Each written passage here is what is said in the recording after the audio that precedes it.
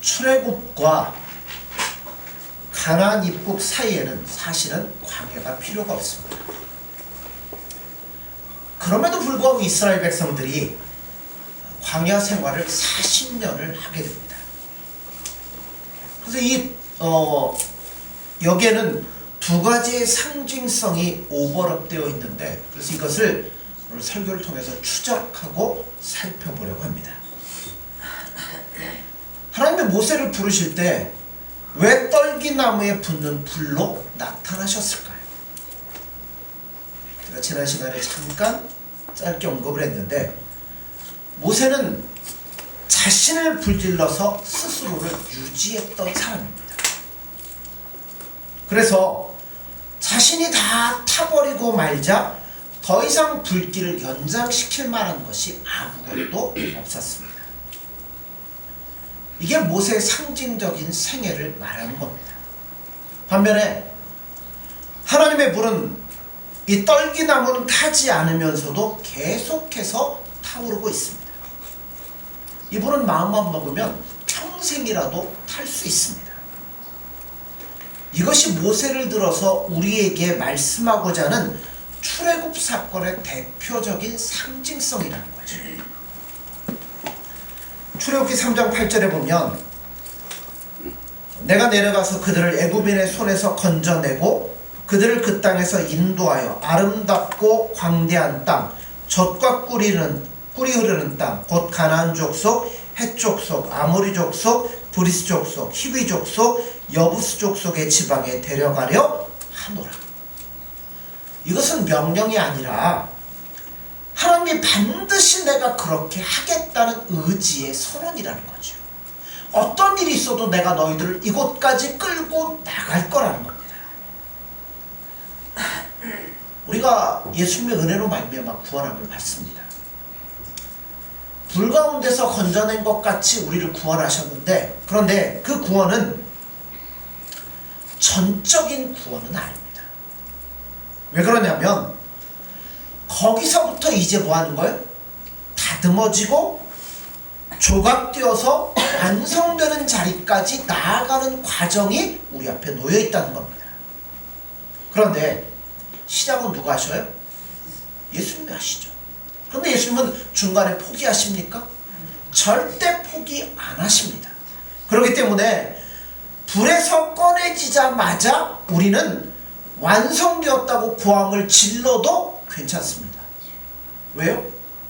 예수님이 포기하지 않고 끝까지 만들어 가실 거니까.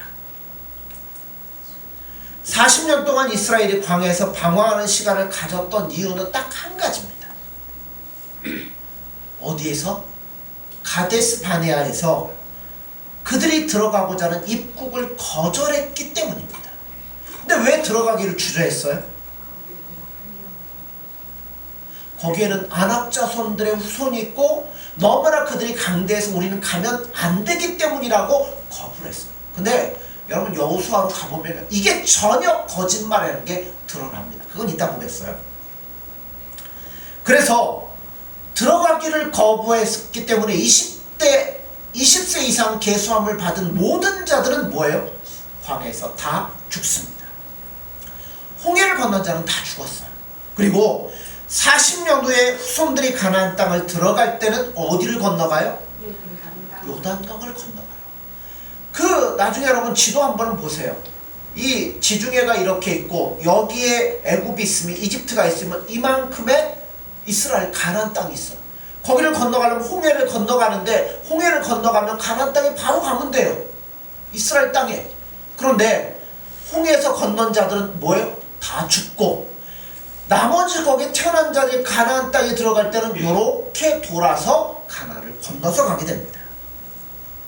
왜 그럴까요? 성경은요 그냥 마음대로 적어놓은 책이 아니에요. 거기는 다 이유가 있고 원인이 있고 뜻이 있기 때문에 그렇게 합니다. 그 이유가 성경에 나와 있어요. 고린도전서 10장 1절 2절 우리 한번 다시 봅니다. 형제들아 나는 너희가 알지 못하기를 원하지 아니하노니 우리 조상들이 다 구름 아래 있고 바다 가운데로 지나며 모세에게 속하여 다 구름과 바다에서 뭘 받았다고요? 세례를 받았다라고 말씀합니다. 바울은 홍해 사건을 놓고 이스라엘 백성들이 모세에게 속하여 다 구름과 바다에서 세례를 받았다고 상징적인 이 상징성의 절대적인 증거를 제시합니다. 여러분, 세례는 뭐죠?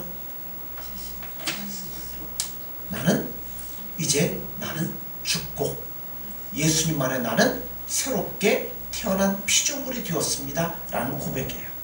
그러니까 세례는 어떻게 보면 1차적으로 죽음이라는 거예요. 애굽을 나와 홍해를 건넌 거는 이제 내가 세상에 대해서 뭐 했다는 거예요? 죽었다는 겁니다. 그럼 어디로 가야 돼요? 예수님 안으로 가야죠. 민수기 10장 7절 12절에 보면 모세가 아주 중요한 잘못을 하나 합니다. 뭘 하냐면 반석을 2번 친 결과로 인하여 모세는 가나안 땅에 들어가지 못하게 됩니다. 거기서 하나님 뭐라고 그래요? 네가 하나님의 의를 드러내지 않고 자기 자신의 의를 드러냈기 때문이라고 말씀을 합니다. 모세가 왜 반석을 치면 안 됐을까요? 저번에도 한 번 쳤잖아요. 근데 이번에도 쳤는데 그게 뭐가 중요할까요?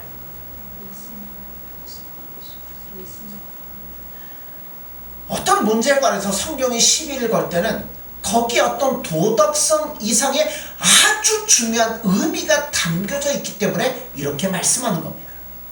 결코 무너져서는 안 되는 상징성이 그 안에 담겨져 있다는 겁니다. 자, 우리 한번 보죠. 구약성경 민수기, 레위기 다음에 있는 민수기입니다. 민수기 20장 7절에서 12절입니다.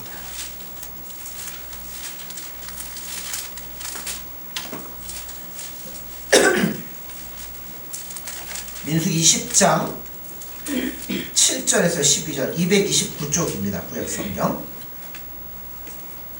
우리 같이 읽습니다. 7절에서 12절입니다. 여호와께서 모세에게 말씀하여 이르시되 지팡이를 가지고 내 형 아론과 함께 회중을 모으고 그들의 목전에서 너희는 반석에게 명령하여 물을 내라 하라. 내가 그 반석이 물을 내게 하여 회중과 그들의 짐승에게 마시게 할지니라. 모세가 그 명령대로 여호와 앞에서 지팡이를 잡으니라. 모세와 아론이 그 회중을 그 반석 앞에 모으고 모세가 그들에게 이르되 반역한 너희여 들으라. 우리가 너희를 위하여 이 반석에서 물을 내게 하고 모세가 그의 손을 들어 그의 지팡이로 반석을 2번 치니 물이 많이 솟아나므로 회중과 그들의 짐승이 마시니라. 여호와께서 모세와 아론에게 이르시되 너희가 나를 믿지 아니하고 이스라엘 자손의 목전에서 내 거룩함을 나타내지 아니한 고로 너희는 이 회중을 내가 그들에게 준 땅으로 인도하여 드리지 못하리라 하시니라. 아멘. 자, 가나안 땅은 홍해 사건이 무엇을 의미하는지를 알지 못하면 들어갈 수가 없습니다. 애굽을 나오면 곧바로 뭐냐면 가나안 땅으로 가야 돼요. 그런데 누구도 몰랐어요? 모세도 몰랐다는 겁니다. 출애굽기 17장에 보면 여호와께서 모세에게 이르시되 백성 앞을 지나서 이스라엘 장로들을 데리고 나일강을 치던 내 지팡이를 손에 잡고 가라. 너는 호렙산에 있는 그 반석이 거기서 내 앞에 서리라. 너는 그 반석을 치라. 그것에서 물이 나오리니 백성이 마시리라. 모세가 이스라엘 장로들의 목전에서 그대로 행하니라. 첫 번째는 분명히 쳤어요. 두 번째는 쳤다고 너는 가나안 땅에 못 들어갈 것이라고 말씀합니다. 그럼 첫 번째는 뭐고 두 번째는 뭐냐는 거예요. 첫 번째는 이겁니다. 예수님의 순환은 한 번밖에 없습니다. 반석은 성경에서 누굴 이야기하냐면 예수님을 일컫습니다. 고린도전서 10장 1절 2절은 그 반석 홍해를 지난 걸 뭐라고 표현하냐면 세례를 받은 것이라고 표현합니다. 그러면서 3절 4절에 보면 다 같은 신령한 음식을 먹으며 다 같은 신령한 음료를 마셨으니 이는 그들을 따르는 신령한 반석으로부터 마셨음에 그 반석은 곧 그리스도 신이라 라고 말씀합니다. 첫 번째는 치라 하셨고 두 번째는 명하라 말씀했습니다. 처음은 순환이에요. 예수님이 당하는 고통, 고난. 그럼 두 번째는 뭘까요? 이거를 모르면 모세가 왜 죽었는지를 몰라요. 두 번째는 예수님의 순환으로 말미암아 그 안에 들어온 모든 자들에게 넘치도록 부어주시는 내주하심을 일컫는 겁니다. 그러니까 순환은 몇 번이요? 한 번으로 족해요. 우리 잘못했다고 또 예수님 또 죽입니까? 우리가 죄를 지었다고 예수님 또 내려와서 십자가에 죽으십니까? 아니잖아요. 우리가 예수님 안에서 누리는 모든 것은 누구 때문에? 예수님의 순환 때문에 우리가 누리고 얻을 수 있다는 겁니다. 그런데 그 순환은 뭐까지 포함되냐면 십자가. 그러면 뭐가 따라와요? 십자가 다음에 십자가로 끝나면 우리 아무것도 아니죠. 부활이 따라오도록 되어 있습니다. 그래서 이 둘을 따로 떼어놓아야 되고 어떨 때는 또 같이 생각을 해야 되는데, 자, 로마 4장에 보면 예수는 우리가 범죄한 것 때문에 내줌이 되고 또한 우리를 의롭다 하시기 위하여 살아나셨느니라 라고 말씀합니다. 의롭다함을 위해서 예수님 뭐 하셨다고요? 살아나서 부활하셨다는 겁니다. 예수님의 십자가와 부활을 하나로 말할 때는 순환이라 이렇게 표현을 해요. 십자가를 말할 때는 반드시 뭐가 따라오냐? 부활이 따라오도록 되어 있습니다. 이거를 구약시대에서 보여줘요. 구약시대 대제사장이 모든 백성들의 죄를 대신할 속죄일에 어디 들어가요? 지성소에 들어갑니다. 뭘 가지고? 피를 가지고. 그래서 지성소에 피를 뿌리고 제사장이 살아나오면 모든 백성들의 죄가 뭐예요? 다 사함을 받는 겁니다. 예수님으로 갑시다. 예수님은 제물인 동시에 제사장입니다. 그가 제물로 죽으시고 부활하셨는데 이 두 가지 사건이 의미하는 바가 무엇일까요? 하나님 앞에 누구의 죄를 가지고? 우리의 죄를 가지고 들어가셔서 깨끗이 씻음을 받았다는 증거가 하나이고, 그리고 우리가 의롭다 하심을 위해서 살아나셔서 지금은 하나님 보좌 우편에 계시다는 겁니다. 그러므로 그가 드린 제사는 완벽하게 이루어졌습니다. 그러므로 여러분, 우리가 좀 잘못해도요, 조금 우리가 부족해도요, 하나님 앞에 떳떳하십시오. 왜냐면 내가 내 능력 갖고 내 죄를 사하는 게 아니잖아요. 예수님이 완전하게 이루어 주신 거잖아요.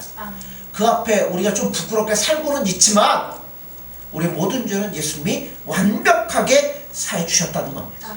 그런데 문제는 그걸 모르는 사람들에게는 그것이 통용되지 않는다는 겁니다. 우리가 이런 생각 해볼 수 있어요.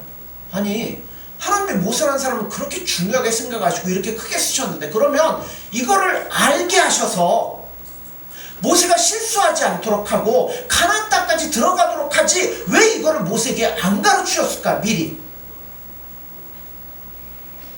그런 생각 안 드십니까?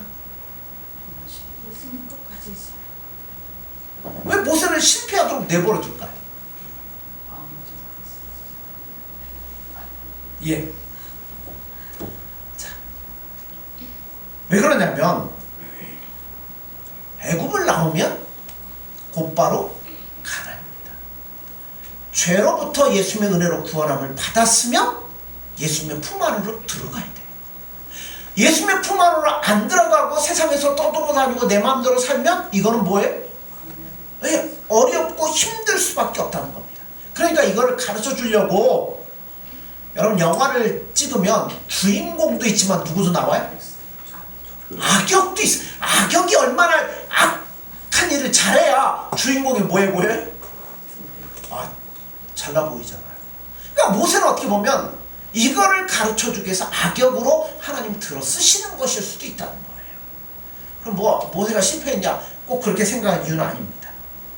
자, 모세가 죽을 때 나이 120세였으나 그의 눈이 흐리지 아니하였고 기력이 쇠하지 아니하였더라 라고 말합니다.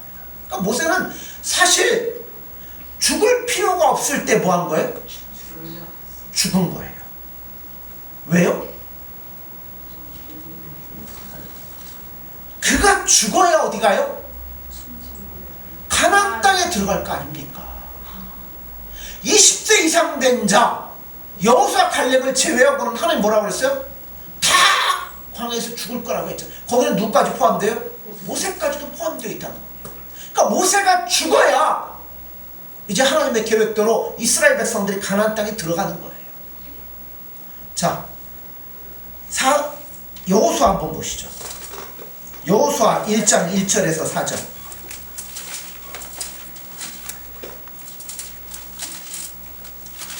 320쪽입니다. 구약성경 320쪽 여호수아 1장 1절에서 4절입니다. 우리 같이 읽습니다. 여호와의 종 모세가 죽은 후에 여호와께서 모세의 수종자 눈의 아들 여호수아에게 말씀하여 이르시되 내 종 모세가 죽었으니 이제 너는 이 모든 백성과 더불어 일어나 이 요단을 건너 내가 그들 곧 이스라엘 자손에게 주는 그 땅으로 가라.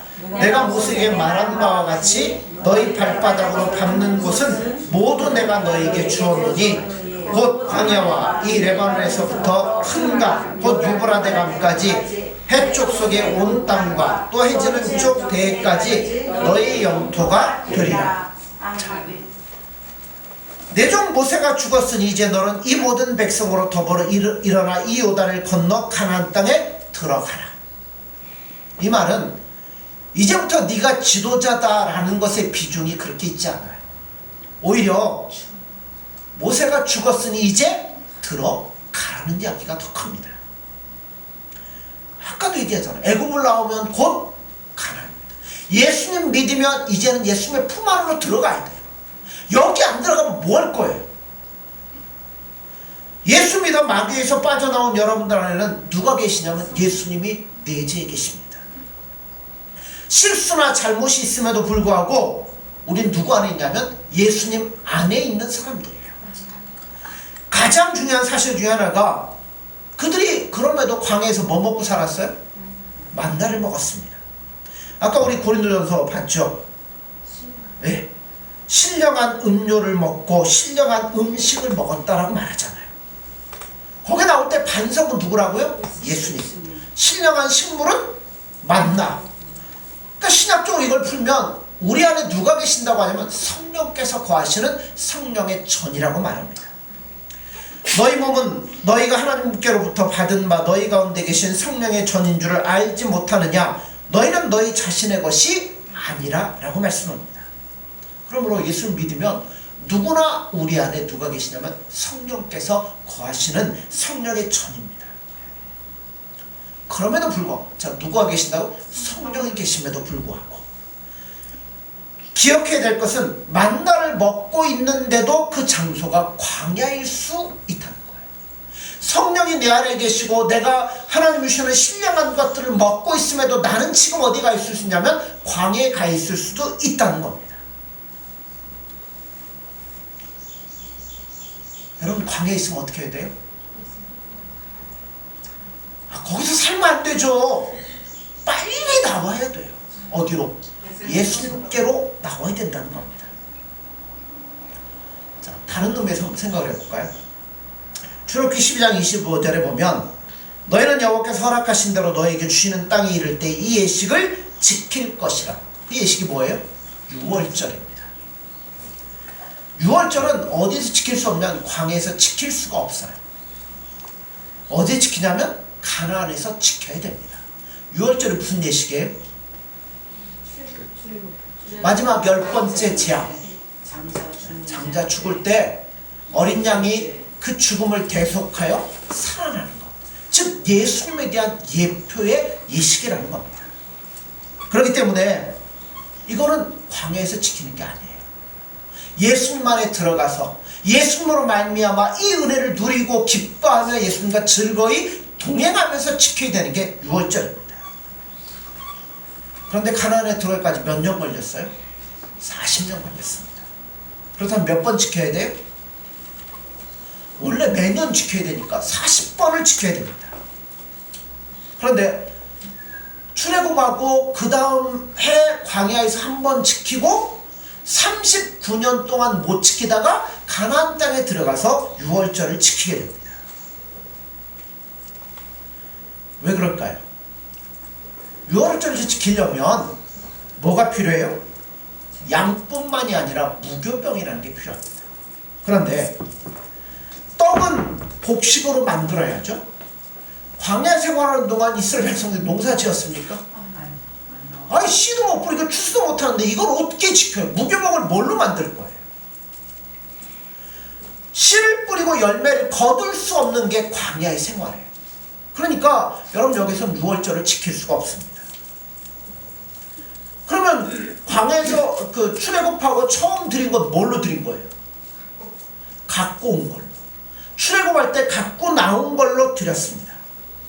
자, 여기를 모세하고 또다시 연결을 시켜보죠.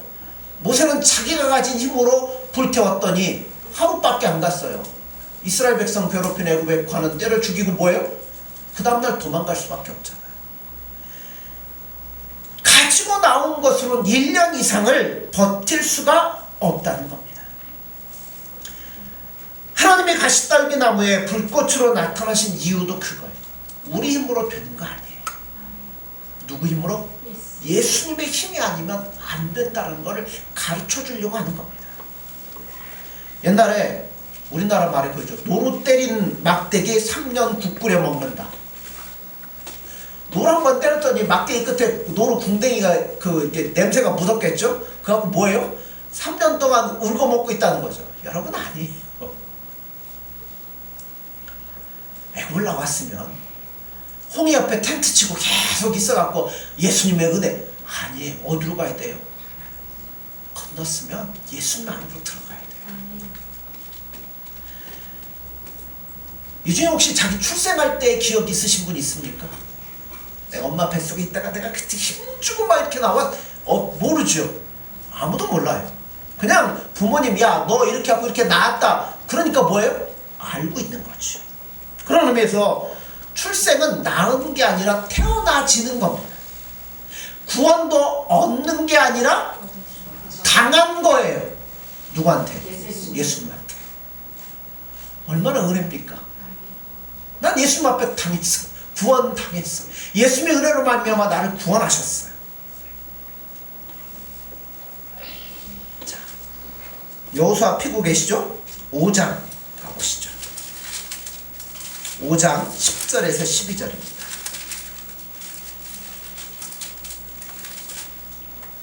같이 읽습니다. 또 이스라엘 자손들이 길갈에 진쳤고 그 달 14일 저녁에는 여리고 평지에서 유월절을 지켰으며 유월절 이튿날에 그 땅의 소산물을 먹되 그날에 무교병과 볶은 곡식을 먹었더라. 또 그 땅의 소산물을 먹은 다음 날에 만나가 그쳤으니 이스라엘 사람들이 다시는 만나를 얻지 못하였고 그해 가나안 땅의 소출을 먹었더라. 아멘. 저들은 가나안 땅의 소산으로 드디어 유월절을 지키게 됩니다.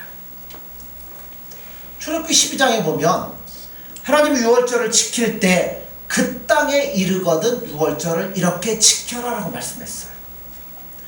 그리고 나중에 너희 자손이 너희에게 이것이 무엇이냐고 묻거든 여호와께서 너희를 종되었던 애굽 땅에서 능력의 손으로 구원해 냈다라고 가르치라고 말씀했습니다. 그렇다면 가나안이 아닌 곳에서 유월절을 지키는 것은 그렇게 의미가 없어요. 오히려 훨씬 손해입니다. 사람들이 신앙생활하면서 혼동을 겪는 것도 이 부분인 것 같습니다. 예수님 믿는 것을 거부는 못하겠는데 안 믿는 것보다 신나는 게 없대요. 믿는 거나 안 믿는 거나 별 차이가 없다는 겁니다. 그런데 안 믿기에는 또 지옥 갈 것 같으니까 배짱이 없다는 거죠. 여호수아 5장에 유월절을 지킬 때 그 곡식이 어디서 났어요? 예, 아직 여리고를 점령하기 전이에요. 그들이 씨를 뿌리지도 않았어요. 그렇죠? 그럼에도 불구하고 그들은 무교병과 볶은 곡식을 먹었다고 합니다. 왜요? 거기가 어디기 때문에? 가나안이기 때문에. 당연히 먹을 것이 있었던 겁니다. 이거 뭐 가로 씨도 안 뿌리고 했는데 따질 필요가 없습니다. 그냥 상징성의 철저함을 가르치기 위해서 가나안 땅에 가니까 있더라라고 그러고 그냥 예수님을 거기까지 뭐하냐면 끌고 온 거라는 겁니다. 자, 여호수아 2장으로 다시 가보죠. 여호수아 2장에 가면 여리고성에 2명의 정탐꾼을 보냅니다. 그리고 누가 숨겨줘요? 라합이 그들을 숨겨줍니다. 자, 2장 8절에서 11절입니다. 자, 같이 읽습니다. 또 그들이 눕기 전에 라합이 지붕에 올라가서 그들에게 이르러 말하되 여호와께서 이 땅을 너희에게 주신 줄을 내가 아노라. 우리가 너희를 심히 두려워하고 이 땅 주민들이 다 너희 앞에서 간담이 높나니 이는 너희가 애굽에서 나올 때 여호와께서 너희 앞에서 홍해 물을 마르게 하신 일과 너희가 유단 저쪽에 있는 아모리 사람의 두 왕 시온과 오게게 행한 일 곧 그들을 전면시킨 일을 우리가 들었음이니라. 우리가 듣자 본 마음이 녹았고 너희로 말미암아 사람이 정신을 잃었나니 너희의 하나님 여호와는 위로는 하늘에서도 아래로는 땅에서도 하나님이시니라. 아멘. 가데스 바네아에서 왜 못 들어간다고요? 그 사람들이 아낙 자손이고 거인들이고 우리는 그들과 싸워서 도저히 이길 수 없습니다. 근데 지금 와서 들어가려고 보니까 이미 뭐예요? 자, 네, 사람들의 마음이 이미 다 끝났다고 생각하는 거예요. 홍해를 마르게 하고 하나님이 이끄시는 전쟁 앞에 모든 것들이 다 승리로 갈 때 이제 들어오면 우리는 뭐 한다고? 이제는 다 죽었다. 40년 동안 미뤄졌던 승리입니다. 이미 여리고성에 있는 사람들은 이스라엘 백성들이 홍해를 건너서 쳐들어오는 것으로 간담이 녹아버렸습니다. 그들이 강해서 이스라엘 백성들의 입국을 막고 방해한 게 아니에요. 가데스반에서 그들이 강하니까 우리는 못 들어갈 겁니다 라고 생각했는데 아니라는 거죠. 자기네들 스스로가 안 들어갔던 거예요. 우리 신자들 그 최고의 약점은 여러분 우리가 스스로 싸워서 싸우려고 하니까 강대한 적이 있으니까 못하겠다고 하는 거잖아요. 여러분 스스로 싸워서 그 땅에 들어갈 줄 아는 게 제일 큰 문제예요. 아니에요. 예수님 안에 있을 때 예수 그리스도 안에 있기 때문에 주어진 결과물이라는 겁니다. 이미 주신 거예요. 예수님 안에 들어가면 예수님 사랑하고 예수님 안에 누리면 그건 우리가 얻을 수 있고 주어지는 거라는 겁니다. 히브리서에 보면 자녀들은 혈과 육에 속하였음에 그도 또한 같은 모양으로 혈과 육을 함께 지니심을 제가 눈이 나빠가지고요. 죽음을 통하여 죽음의 세력을 잡은 자 곧 마귀를 멸하셨다라고 말씀합니다. 자, 예수님이 십자가에 죽으심으로 사탄을 멸망시키셨습니다. 사탄은 지금 살아는 있습니다. 그런데 예수님이 사탄을 사망을 통해서 꼼짝 마! 너 가만히 있어 하니까 뭐하고 있는 거예요? 꼼짝 못하는 겁니다.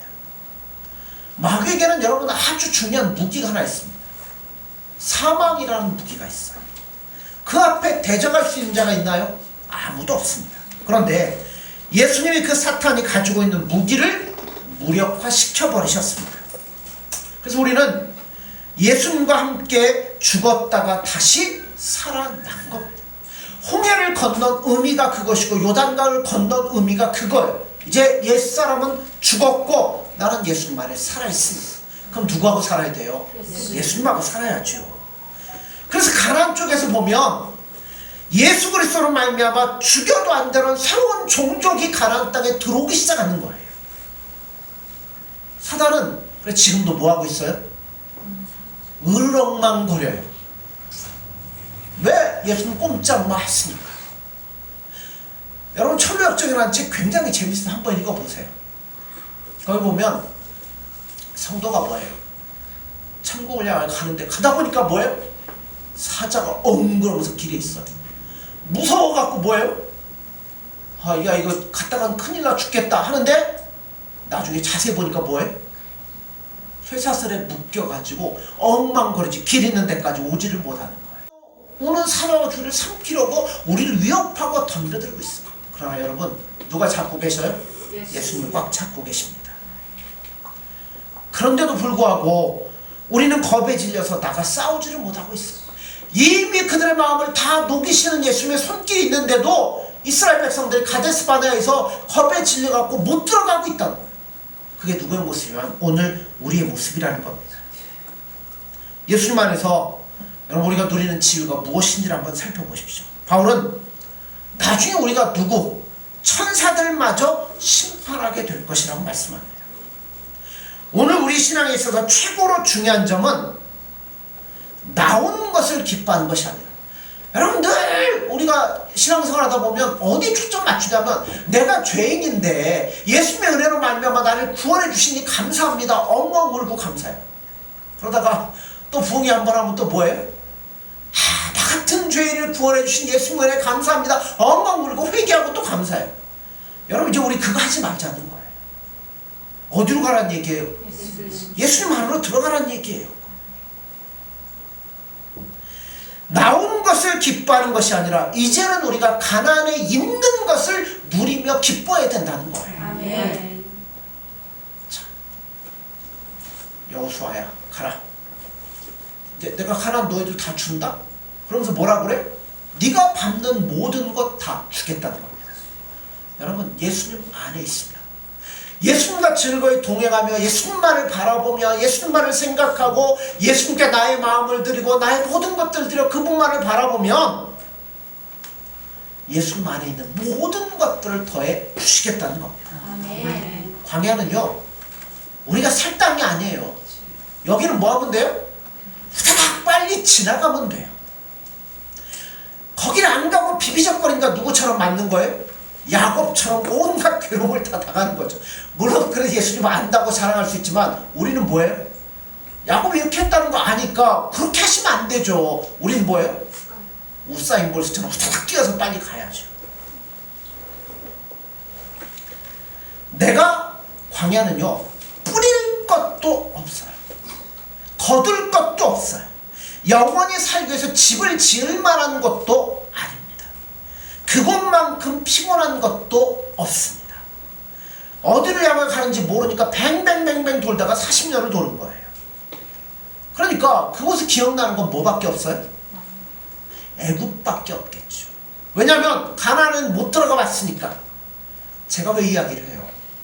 여러분 예수님 은혜로 말미암아 구원함을 받았으면 예수님 안으로 들어가야 돼요. 아멘. 그래야 예수님 안에 있는 기쁨도 누리고 만족도 누리고 하지. 그 안에 안 들어가면 뭐예요? 어디밖에 몰라요? 예수님 안에 있는 거 모르니까 맨날 뭐예요? 옛날에 내가 이랬는데. 세상만 바라보고 살아갈 수밖에 없다는 겁니다. 기억나는 게 애굽밖에 없다는 거예요. 근데요 예수님 안에 들어가 보면 그까지 세상 아무것도 아니더라는 겁니다. 아멘. 우리가 가나안 생활 하지 못하는 가장 큰 이유는 마음에 간절함이 없기 때문에 그래요. 이 사실을 싸움의 일관성으로 사실있게 이야기해 주는 것이 여러분 사사기입니다. 이스라엘 백성 가나안 땅에 들어갔어요. 거의 대부분 점령했어요. 근데 뭐예요? 그냥 가나안 사람들하고 안 쫓아내고 뭐예요? 같이 살아요. 왜요? 하나님 모시고 사는 것보다 그들과 함께하는 것이 더 좋아 보이기 때문에 안 쫓아내고 그들과 그냥 같이 살아버립니다. 사사기는 재밌어요. 어떤 책보다도 처참하게 실패하는 것이 기록되어 있는 것이 사사기입니다. 근데 사사기 보면요 누가 나와요? 굉장한 영웅들이 나와요. 역사상 제일 강했던 사람 누구예요? 삼손. 삼손은 골리앗 게임도 안 돼. 그거 나오면 한 방에 죽어. 그런 사람이 있음에도 불구하고 뭐예요? 실패하고 절망하고 무너지는 겁니다. 그래서 신자가 자기 안에서 몰아내야 될 육체를 몰아내지 않고 육체와 더불어 살기를 좋아해서 비빔밥으로 살고 있는 모습을 그리고 있는 게 사사기예요. 사사기는 철저하게 실패하는 것만 기록되어 있습니다. 우리는 본질적으로요, 죄악을 좋아할 수밖에 없는 사람들입니다. 마음으로부터 진심으로 하나님 앞에 이 문제를 해결해 달라고 매달리시기를 바랍니다. 아멘. 여러분, 광야는 피곤해요. 그 뿌릴 것도 없고 거둘 것도 없고 집질지도 없는데 그걸 이제 벗어납시다. 아멘. 이제는 집 지으세요. 내 땅에다가 예수님 안에서 씨 뿌리고 예수님이 주시는 것 거두고 예수님이 주시는 것 만족하게 누리며 내 가정을 꾸리는 예수님의 안에 있는 생활로 돌아올 때가 우리 안에 되었다는 거죠. 아멘. 이거 한번 맛보면요, 절대 끊을 수 없습니다. 그러므로 사랑하는 성도 여러분들, 이제는 광야 생활 청산합시다. 그리고 예수님만에 들어가셔서 예수님만 의지하고 예수님만 바라보고 예수님과 더불어 즐겁게 살아갈 수 있는 저와 여러분들이 되어지기를 간절히 소원합니다. 아멘. 기도하겠습니다. 예수님, 사랑합니다. 오늘도 우리 안에 있는 광야와 같은 생활을 청산하기를 원합니다. 내 힘으로는 하루도 살아갈 수 없는 세상에서 정처 없이 떠돌며 방황하지 않기를 소원합니다. 이제는 예수님 안에 정착하여 예수님 주시는 은혜들을 누리며 예수님과 즐거이 동행하며 예수님 안에 있는 온갖 것들을 우리가 만끽하며 살아갈 수 있는 저희들의 삶이 될 수 있도록 도와주옵소서. 그래서 광야 생활을 빨리 청산하고 예수님 안에 정착하여 예수님과 즐거이 동행할 수 있는 복된 심령이 될 수 있도록 함께하여 주옵소서. 예수님의 이름으로 기도드립니다. 아멘.